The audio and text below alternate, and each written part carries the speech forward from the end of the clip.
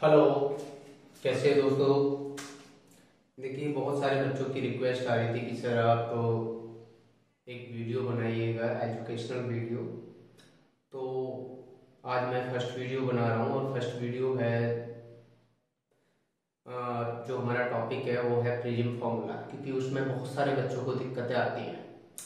तो स्टार्ट करते हैं। और यूट्यूब पर मेरा चैनल है पवन भड़ाना विद स्टूडेंट एकता के नाम से, तो उसको आप सब्सक्राइब कर लो। उसमें आपको फ्री में वीडियो मिलेंगे।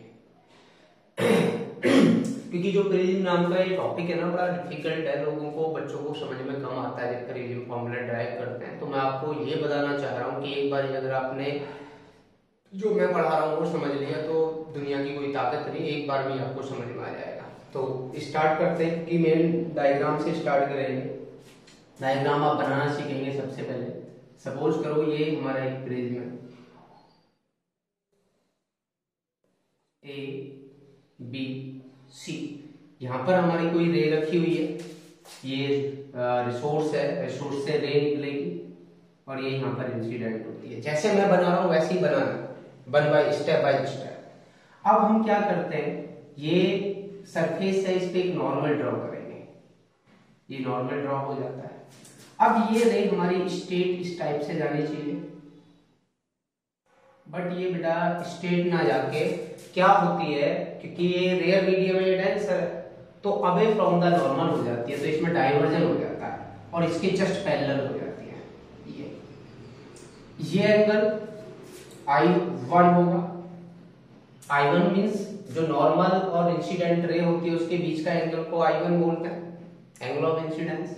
अब स्टेट जानी चाहिए थी, तो इसके अंदर डेविएशन कितना हुआ, कितना डाइवर्जन हुआ, ये वाला, तो इसको बोलेंगे del one, angle of deviation. ये आपको पता होगा, इसको बोलते हैं R1।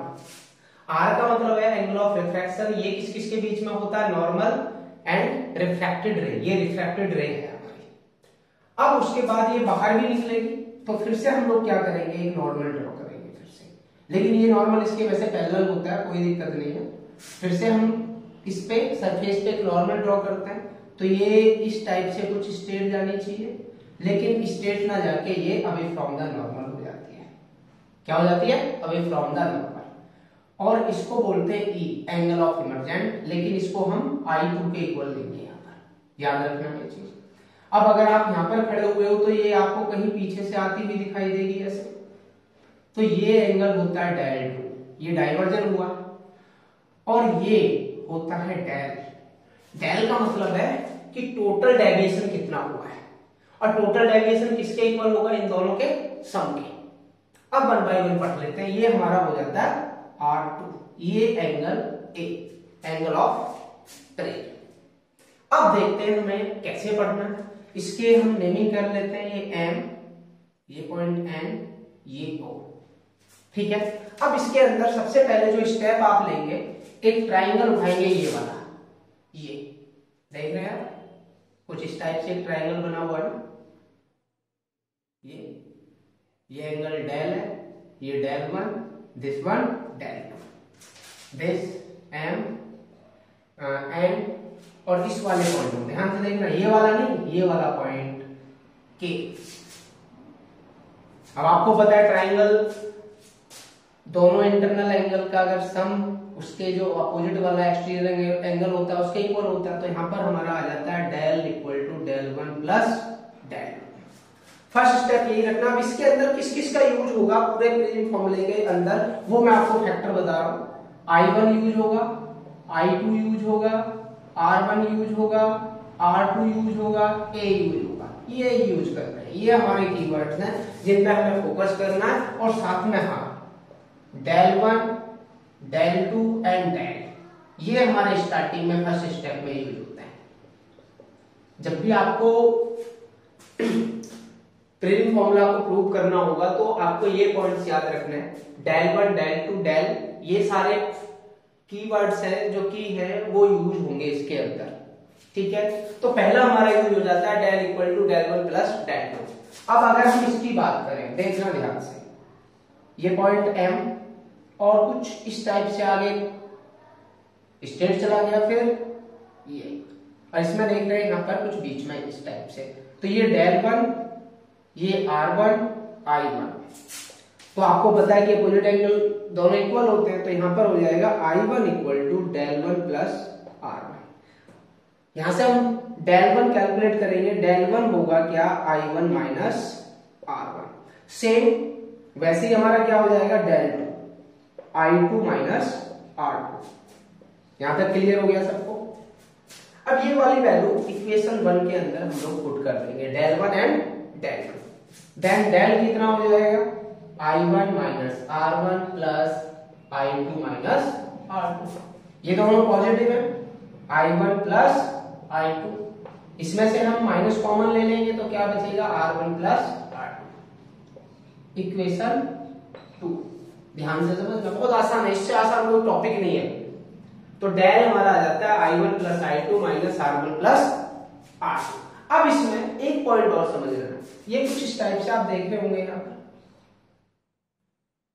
देख रहे हैं ना, A M N and O, और बीच में कुछ इस टाइप से, this one R1 and this two R2।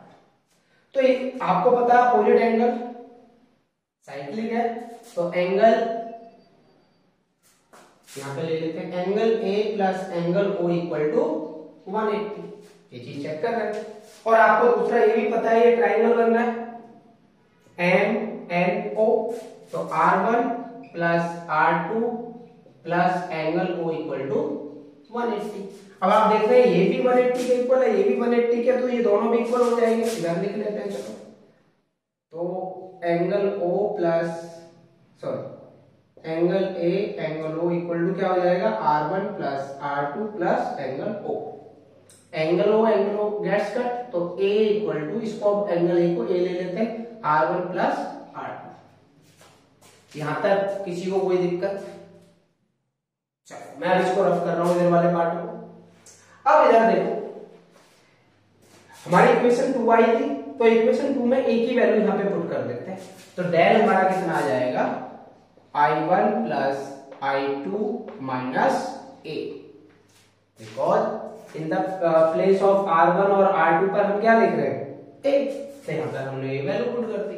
इसको इक्वेशन 3, ये बहुत इंपॉर्टेंट इक्वेशन है, इसी का भी यूज होने वाला है, इसका एंड तक यूज होगा।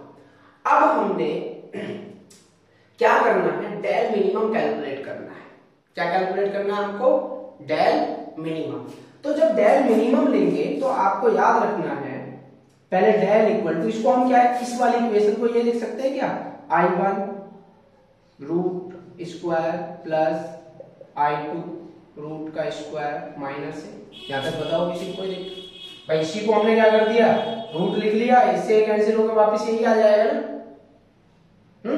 दिक्कत हो तो बताओ। अब हम इसमें क्या करेंगे, del equal to I1 plus I2, उतना ही ऐड कर देंगे और उतना ही माइनस, कितना 2I1 I2। हमने क्या किया, माइनस किया, उतना ही हम प्लस करेंगे 2I1 I2 और माइनस 1। ऐसा क्यों कर रहे हैं, ताकि इसको हम परफेक्ट स्क्वायर बना सके। तो यहां पर del इक्वल टू क्या हो जाएगा, I1 स्क्वायर प्लस, देखो हाँ इसको सॉरी, यहां पर क्या हो जाएगा I1 root minus I2 root का होल स्क्वायर, ये वाला पार्ट a माइनस b का होल स्क्वायर का फॉर्मूला यूज करेंगे, और प्लस क्या हो गया 2I1 I2 माइनस a। अब मेरे को कैलकुलेट करना है del मिनिमम, इसको मैं इधर रख कर रहा हूं।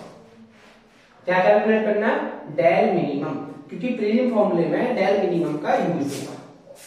अब del मिनिमम यूज के लिए इसको अगर मैं 0 पुट कर दूं तो ये मिनिमम हो जाएगा।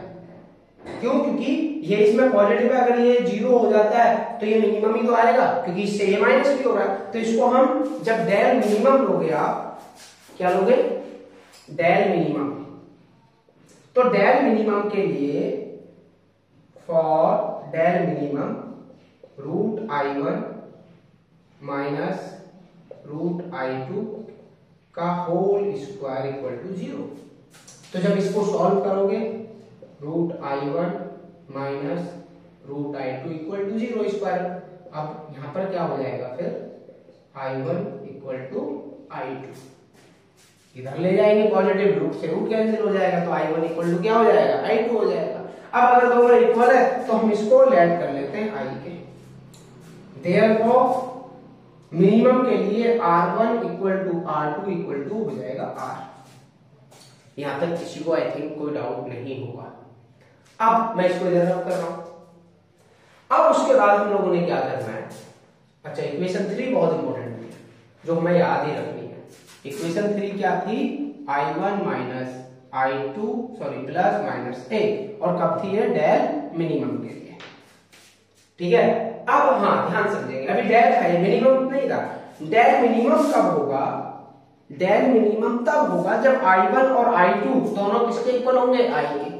तो ये भी i हो जाएगा, ये भी i हो जाएगा माइनस a, तो ये कितना हो जाएगा 2i माइनस a, और डेल मिनिमम। तो यहां से हम i कैलकुलेट करेंगे, i कितना हो जाएगा del minimum plus a divide by 2। यहां तक बताओ किसी को कोई दिक्कत नहीं है, वेरी गुड। अब हमारा i1 इक्वल टू i2 और r1 r ये दोनों इक्वल आ चुके हैं। अब उसके बाद मेरे पास एक और चीज होती थी, एक फॉर्मूला और होता था, वो क्या था आपने देखा होगा, a equal to r1 plus r2 भी आया था। तो यहां पर a कितना आ जाएगा, ये भी r था, और दिस वन r किसके लिए, डेल मिनिमम के लिए, याद रखना डेल मिनिमम। तो a इक्वल टू कितना हो गया 2r, तो r कितना आ जाएगा a बाय 2 हो गया। अब प्रीम फॉर्मूला कैसे बनेगा, आपने स्नेल्स लॉ पढ़ा होगा। स्नेल्स लॉ क्या कहता है, स्नेल्स लॉ कहता है mu equal to sine i upon sine r। तो i की वैल्यू कितनी कैलकुलेट हुई है आपकी, del minimum plus a by 2 and r कितना हुआ है a बाय 2। ये हमारा किसका फॉर्मूला है, इसी को बोलते हैं हम लोग प्रिज्म फॉर्मूला। तो ये हमारा प्रूव हो चुका है। तो ये बहुत छोटी सी चीज है, आपको कुछ नहीं याद रखना, बहुत छोटे से हमें स्टेप याद रखने हैं, बहुत छोटे स्टेप है। सबसे पहले फर्स्ट स्टेप ये, दूसरा इन दोनों पॉइंट को पर हमने अपोजिट एंगल वाले प्रॉपर्टी लगानी है। तीसरा इसके अंदर जो हमारा एक क्वाड्रिलेटरल बनना है, साइक्लिक क्वाड्रिलेटरल, इसके अंदर प्रॉपर्टी लगानी है, खत्म। और उसके बाद हमें डेल मिनिमम कैलकुलेट करना। हमारा मेन टारगेट क्या होता है, जो ये स्नेल्स लॉ होता है ना, स्नेल्स लॉ, इस स्नेल्स लॉ के अंदर आई और आर कैलकुलेट करना होता है। आई और आर कैसे कैलकुलेट होता है, डेल मिनिमम के लिए याद रखना है i1 इक्वल टू i2 होता है और इक्वल टू i हो जाता है डेल मिनिमम के लिए। Same r1 equal to r2 equal to r, और ये हम वैल्यू पुट कर देंगे, आ जाएगा। मुश्किल से हार्डली आपका 3 मिनट्स के अंदर आप इसको प्रिज्म फॉर्मूला को सॉल्व कर सकते हैं। चलो, तो मेरा जो चैनल है पावर बढ़ाना विद स्टूडेंट एकता, उसको आप सब्सक्राइब कर ले। साथ के साथ किसी भी तरीके का कोई डाउट्स है आप डिस्कस कर सकते हैं कमेंट करके। चलिए, जय हिंद, जय भारत, स्टूडेंट एकता जिंदाबाद।